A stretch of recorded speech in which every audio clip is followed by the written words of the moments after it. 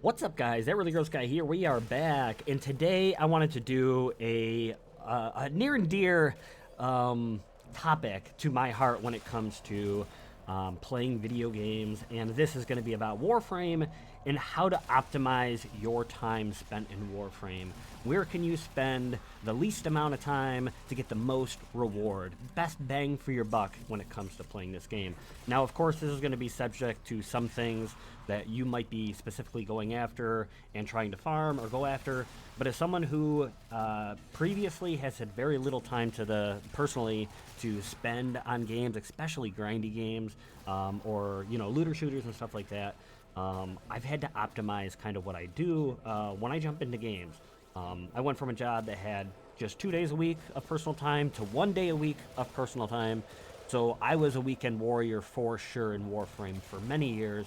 And I finally have a little bit more time to myself now that I have a job where I work 4 days on and 4 days off. It's a weird schedule, but I'm a homeowner, so now I'm doing things like having to, take care of the lawn and all sorts of Trust me, when you're doing homeownery stuff, you have less time than you might realize. But I wanted to really nail down and kind of double down on a previous video that I've done, and that has to do with your resource boosters, like your double drop and your rare resource drop chance and all that stuff. I did a video about that if you want to check that out, about some of the best stuff you can get, some of the things you really want to double if you have those boosters.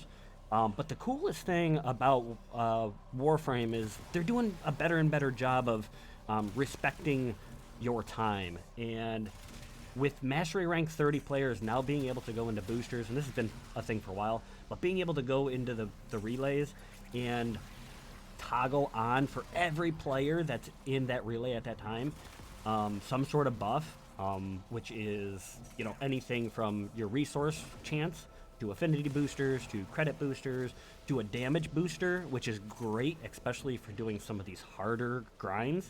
That is a key thing. So I'm going to have some honorable mentions for you guys, and I'm going to go into my biggest, most value kind of shotgun spread of knocking out a whole bunch of different types of things in this mission type. Now, of course, it won't be those specific things, that you might get on only one map or here or there, but it is going to be a big thing so you can get your prime parts, some sentient stuff, your ducats, your platinum if you're going to trade in the things you get, all sorts of stuff. So that's going to be my big one at the end.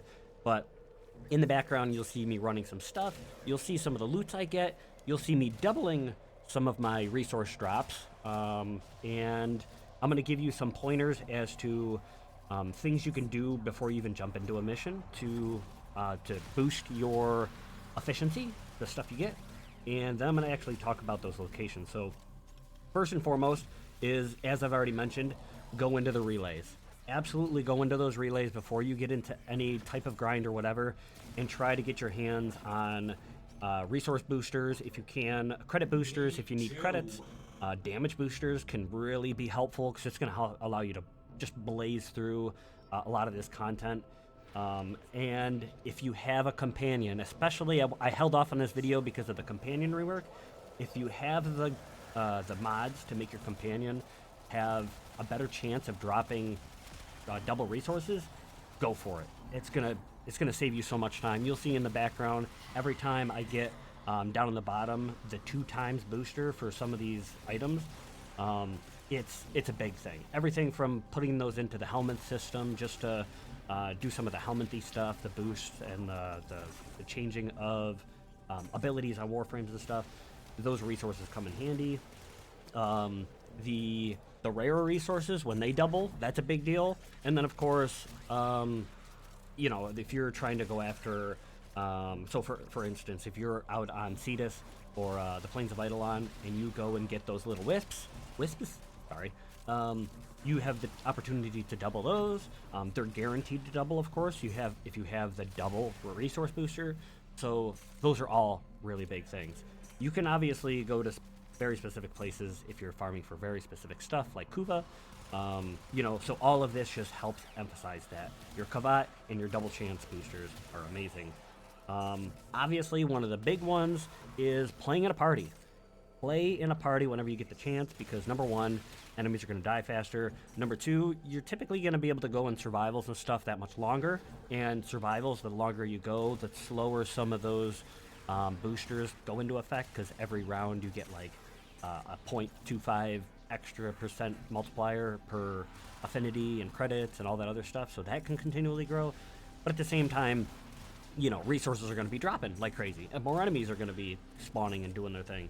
So join up in a party, especially when you hunt for relics. It's insane how much it makes a difference to run relics in a full party. You will, number one, have way better chance of getting the stuff you want, and number two, if you already have all the things, all those items are either worth more ducats or worth more platinum, and that's huge.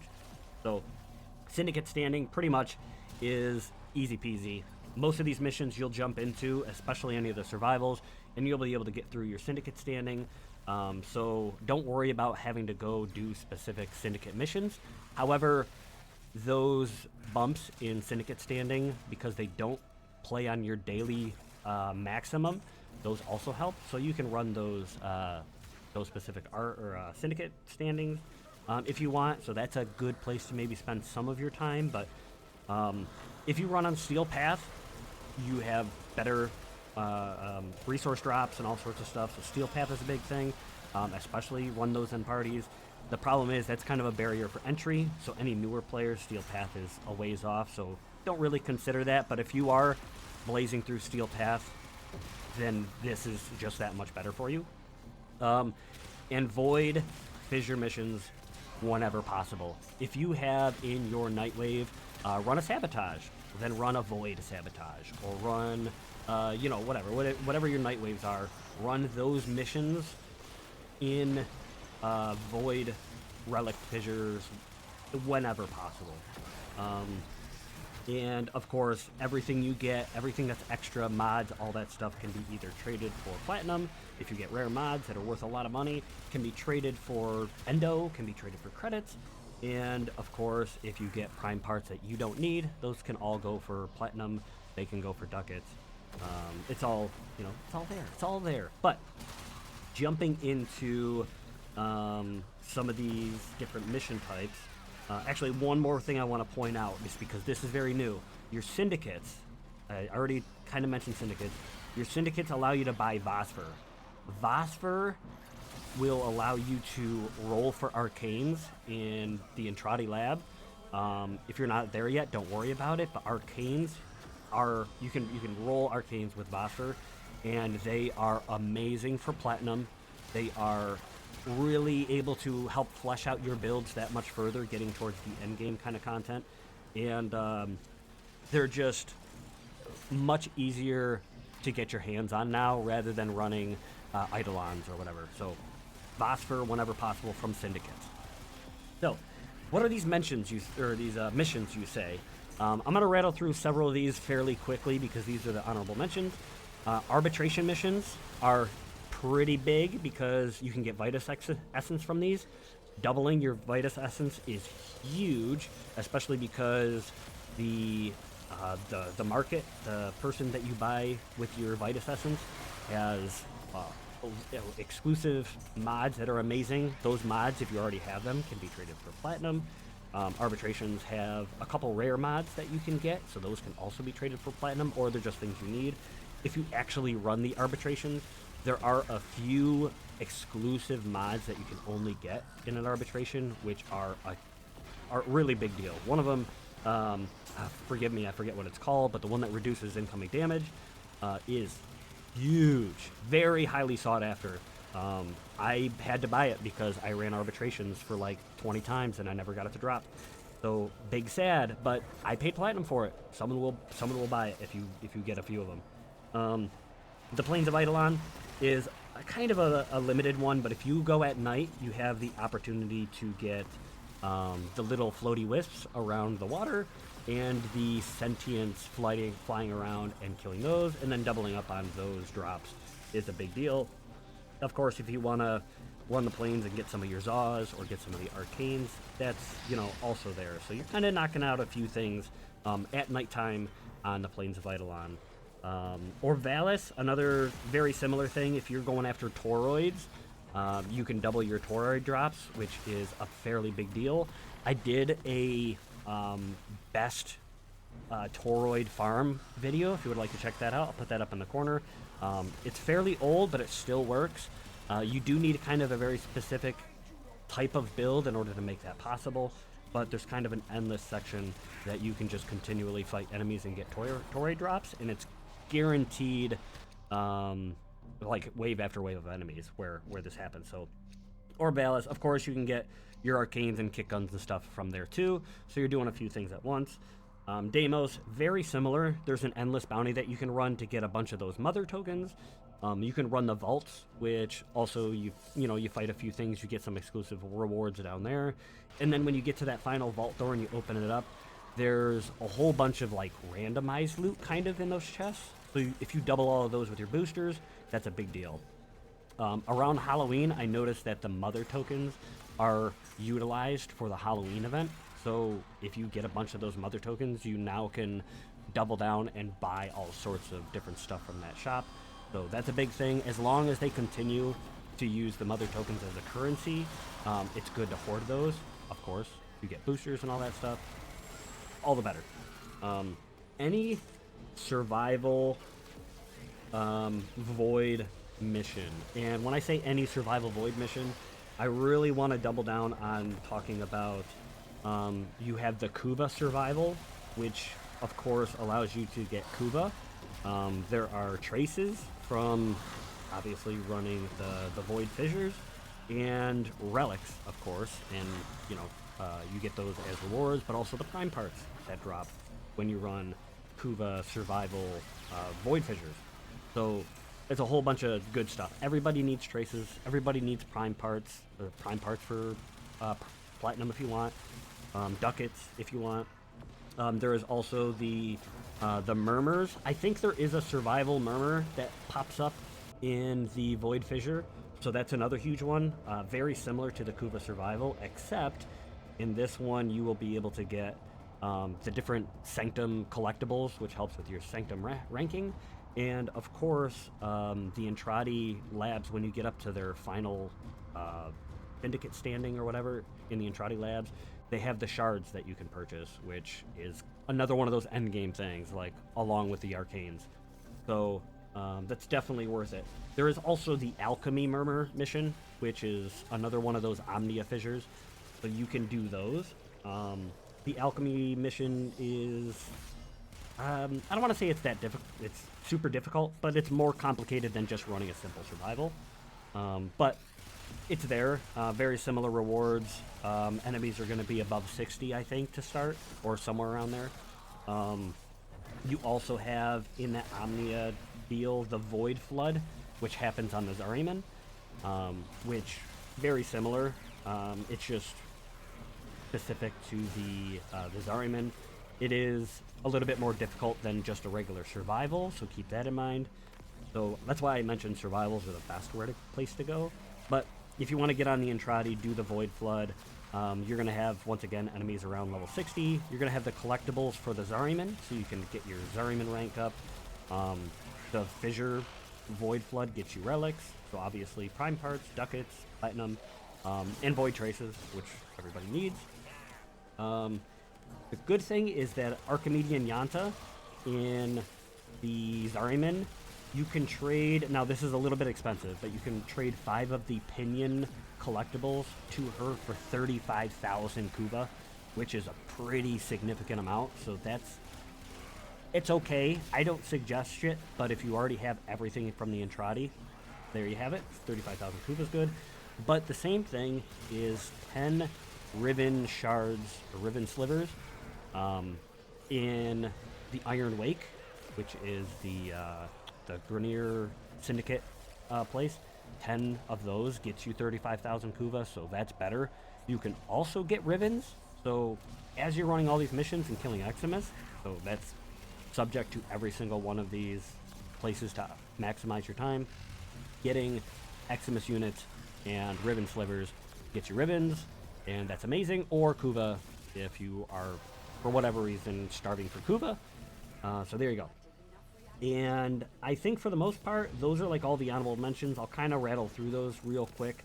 Is any survival void mission. You can also run the Omnia Void Flood or the Omnia Alchemy, which, you know, like I said, I suggest for survivals.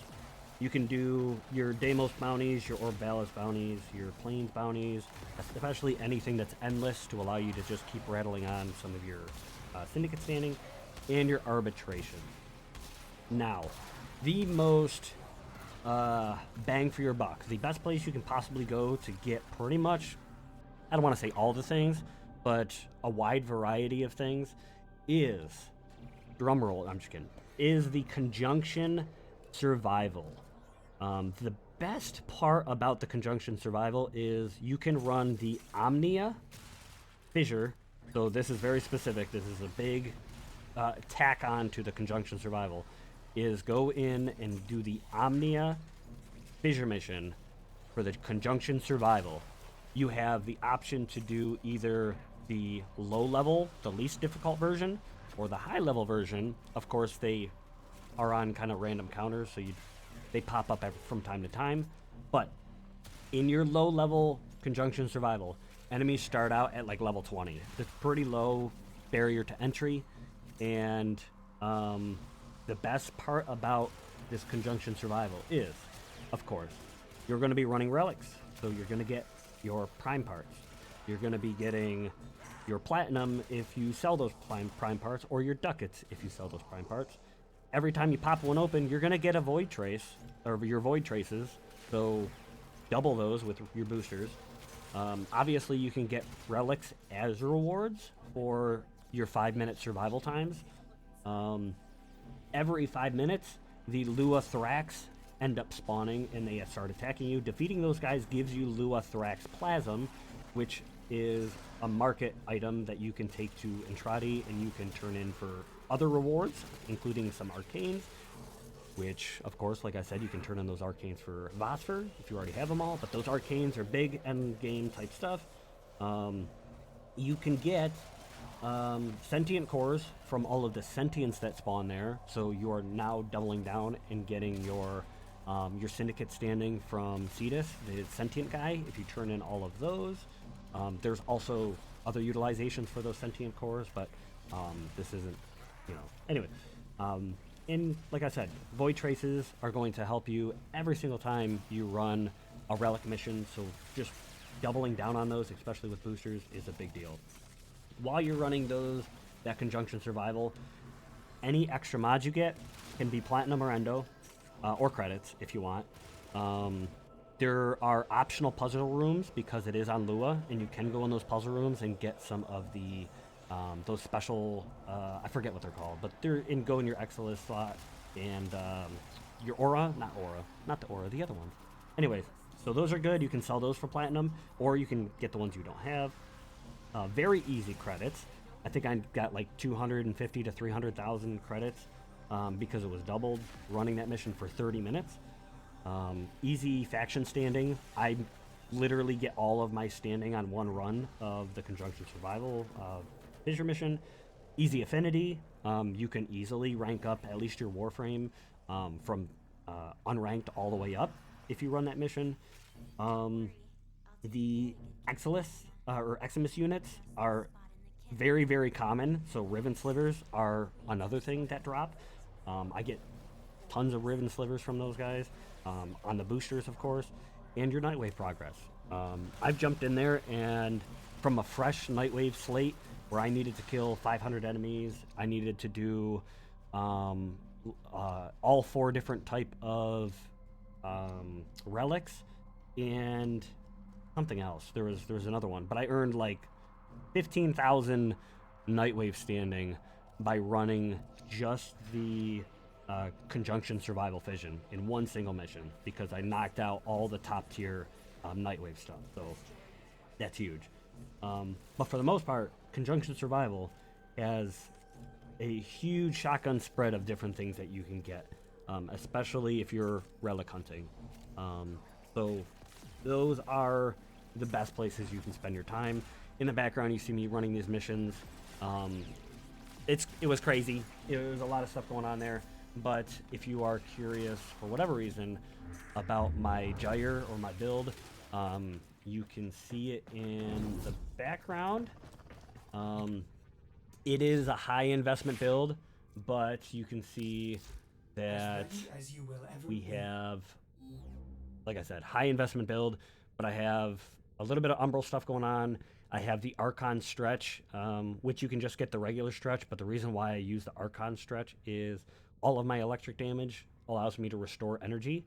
So that's huge, especially because my gyre does have gloom helmets onto it so that I can heal myself. The cathode current is amazing, which allows you to keep your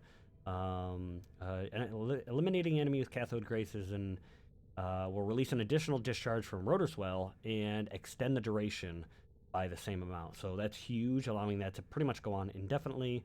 But yeah, it's a little bit of a high investment build. Blessing just makes me a little bit more survivable, but Gloom is kind of, you know, the point of that. My Arcane Avenger allows me to get extra crit chance, which allows for my Cathode Grace to basically toggle on and do all the electric damage and all that stuff with Rotor Swell. It's crazy. So there's a lot going on there, but as long as you can run these missions for, say, 30 minutes at a time, you're completely set. My Stalta, I didn't really use that much, but if you're curious, that's what that is.